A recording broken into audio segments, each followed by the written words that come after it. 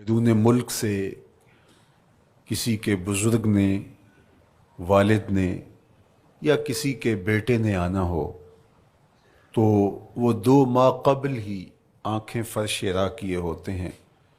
اور گن گن کے دن گزار رہے ہوتے ہیں، اور جو ہی لمحے قریب آتے ہیں تو پھر گھڑیاں اور ساعتیں بھی گنی جاتی ہیں۔ بار بار گھڑی دیکھتے ہیں، ابھی تک پہنچے نہیں، جبکہ یہ طے ہے کہ 5:02 پہ فلائٹ اترے گی۔ تو مطلب اس کا یہ ہے کہ جب سینے میں کسی کا انتظار رکھا ہوا ہو تو ان کے لیے پھر سارے کام مؤخر کر کے ان کے استقبال کیے جاتے ہیں۔ یہ مہینہ اللہ کی رحمتوں کا موسم بہار ہے، چھم چھم رحمتیں برستی ہیں، انوار اترتے ہیں، گناہگاروں کو آتش دوزخ سے نجات بخش دی جاتی ہے۔ تو اس کا استقبال کرنا، اس کے لیے انتظار کرنا، گن گن کے دن گزارنا، لمحے اور ساعتیں بسر کرتے ہوئے بار بار ماہ سیام کا ذکر کرنا، یہ اس مہینے کے ساتھ محبت کی دلیل ہے، اور اس مہینے کے ساتھ محبت اللہ سے محبت کی دلیل ہے۔ اس لیے اس مہینے کا استقبال کرنا، اس کے لیے تیاری کرنا، اپنے گھر کو صاف کرنا، اس کے لیے اپنی اولاد کے دل میں شوق پیدا کرنا اور ماحول پہلے پیدا کرنے کی کوشش کرنا، تاکہ جو ہی یہ ماہ جلوہ گر ہو تو روزہ رکھنے کا مزاج پیدا ہو چکا ہو، تلاوت کلام مجید کا مزاج پیدا ہو چکا ہو، دیگر نوافل اور اچھے اعمال بجا لانے کی عادت پڑ چکی ہو۔ تو شعبان میں ہی اس کی تیاری ہوتی ہے تاکہ رمضان المبارک آتے ہی ہم پوری طرح سے مستعد اور فعال ہو کر کے اس مہینے کی برکتوں کو سمیٹ لیں۔ اللہ کے محبوب علیہ السلام نے ارشاد فرمایا کہ جب ماہ سیام آتا ہے فتحت ابواب الجنہ، تو جنت کے 8 دروازے کھول دیے جاتے ہیں، اور جنت کے 8 دروازوں میں سے ایک دروازے کا نام باب الریان رکھا گیا ہے، جو صرف روزہ داروں کے اعزاز و تکریم کے لیے ہے۔ روزہ دار اس دروازے سے گزر کے جنت جانے۔ حضرت سیدنا سلمان فارسی رضی اللہ تعالی عنہ فرماتے ہیں کہ تو رمضان المبارک سے قبل حضور نے یہ خطبہ ارشاد کیا، یا ایھا الناس، اے لوگو، قد اظلکم شہر عظیم، اللہ نے تمہارے اوپر ایک بہت پاکیزہ، پر نور، عالی مرتبت مہینہ سایہ فگن کر دیا ہے۔ شہر فیہ لیلۃ خیر من الف شہر، اس مہینے میں ایک ایسی رات ہے جو 1000 مہینے سے بہتر ہے۔ جعل اللہ صیامہ فریدہ و قیام لیلۃ تطوع، اس مہینے کے دن کے روزے فرض قرار دیے گئے اور راتوں کا قیام نفل بنایا گیا۔ ومن تقرب فیہ بخصلۃ من الخیر کان کمن ادی فریدۃ فیما سواہ، ایک نفل کا ثواب ایک فرض کے برابر اس مہینے میں کر دیا جاتا ہے۔ ومن ادی فریدۃ کان کمن ادی 70 فریدۃ فیما سواہ، اور اگر کوئی ایک فرض ادا کرتا ہے تو اس کو 70 فرائض کا ثواب ملتا ہے۔ وہو شہر الصبر، یہ مہینہ صبر سکھاتا ہے، ہونے کے باوجود بھی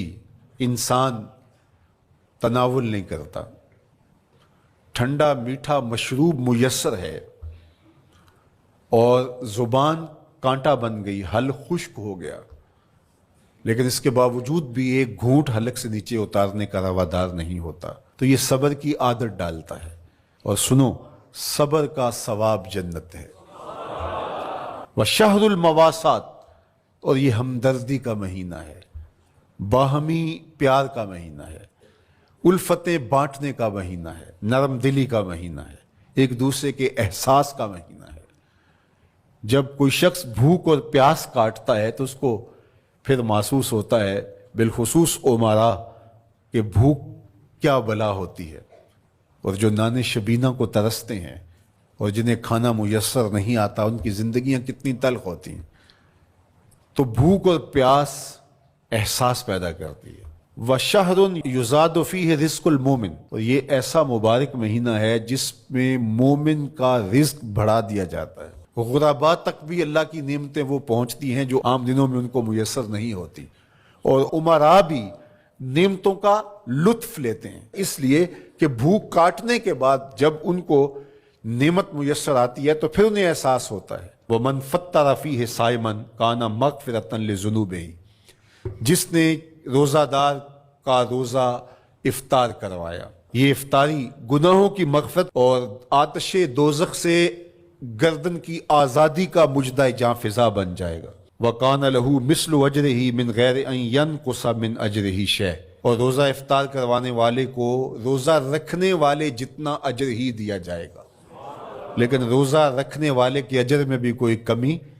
نہیں واقع ہوگی۔ تو صحابہ کا تو دل تڑپنے لگا کہ یہ کتنی بڑی بات ہے۔ انہوں نے کہا اے اللہ کے پیارے رسول صلی اللہ علیہ وسلم، ہم میں سے تو ہر بندہ یہ طاقت نہیں رکھتا کہ روزہ دار کو روزہ افطار کروا دے، تو یہ تو پھر اہل زر ہی یہ سعادت حاصل کر پاتے ہیں۔ حضور نے ارشاد فرمایا یؤتی اللہ ھذا الثواب، یہ ثواب اللہ اسے شخص کو بھی عطا کرے گا۔ من فطر صائما علی مزقۃ لبن او تمرۃ او شربۃ من ماء، جس نے کسی کا روزہ ایک گھونٹ دودھ سے کھلوا دیا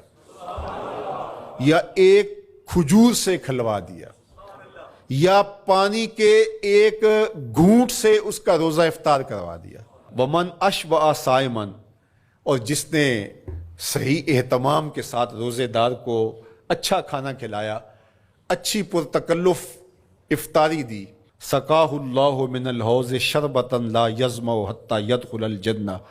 اس کو حوض کوثر سے ایسا جام ملے گا 50,000 سال کے دن میں اس کو دوبارہ پیاس نہیں لگے گی، یہاں تک کہ جنت میں چلا جائے گا۔ فرمایا وَهُوَ شَهْرٌ أَوَّلُهُ رَحْمَةٌ، یہ وہ مہینہ ہے جس کے پہلے 10 دن رحمت ہیں، اور اس کا درمیانی عشرہ اوسطہ وہ مغفرت ہے، وآخرہ عتق من النار، اور اس کا آخری عشرہ جو ہے وہ آتش دوزخ سے نجات کا ضامن ہے۔ کہا کہ 4 کام اس مہینے میں کثرت کے ساتھ کرو، وہ 2 خصلتیں، 2 کام جن کے ذریعے سے تم اپنے رب کو راضی کر سکو۔ فشہادت اللہ الہ الا اللہ، وہ گواہی دینا ہے لا الہ الا اللہ، وتستغفرونہ، اور تم کثرت سے استغفار کرو، اللہ سے بخشش مانگو، اللہ سے جنت طلب کرو اور